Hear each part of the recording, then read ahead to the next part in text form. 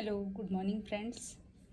So in the series of children's rubric, आज का rubric है elements from abused being sexually children in, और उसके सब rubrics में है एक है elements from abused after being sexually rape, violence from and children.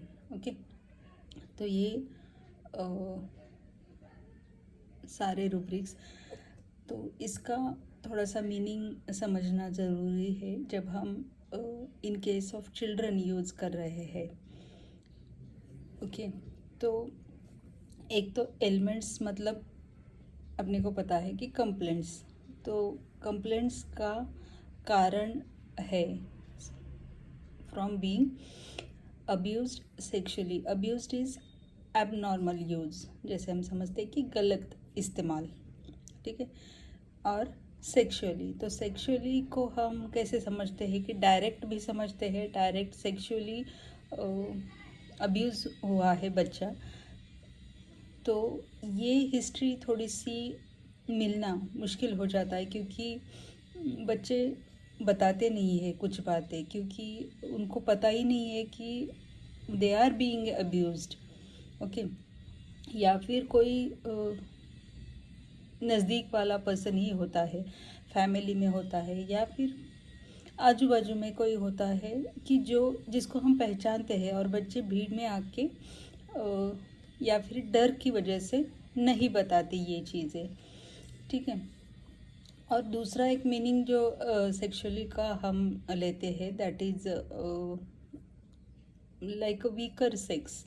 Okay, तो वीकर सेक्स को ही हम उसका दमन कर सकते हैं, उसको डोमिनेट कर सकते हैं, उसके साथ अब्यूज़ कर सकते हैं, ठीक है. तो ये भी मीनिंग हम अगर सेक्सुअली अब्यूज़ में है तो यूज़ करते हैं अपने उसको समझने के लिए, रूब्रिक को समझने के लिए, उस पर्सन को समझने के लिए, ठीक है. तो चिल्ड्रन के केसेस में जैसे मैंने बोला कि हो सकता है कि ये हिस्ट्री हमें डायरेक्टली बच्चों की तरफ से ना मिले. हो सकता है अगर हम कोई उनके साथ है, रिलेटिव्स है, पेरेंट्स है, या फिर जो उनके फ्रेंड्स है, तो उनकी तरफ से ये हमको इन्फॉर्मेशन मिल सकती है. क्योंकि जब हम इसका कारण ढूंढते हैं तो एलिमेंट्स है, मतलब कि जो भी कंप्लेंट्स उनकी आई है अब, तो उसकी वजह वो हो सकती है. लेकिन अगर जैसे हम ऑर्गेनॉन में भी पढ़ते हैं कि we are treating the cause हमको समझना चाहिए. वो कॉज हम रिमूव करेंगे तो ही हम क्योर कर पाएंगे. तो अगर ये कॉज है सेक्सुअली अब्यूज़ का, तो उसको थोड़ा सा केयरफुली हैंडल करना ज़रूरी है इन केसेस को. और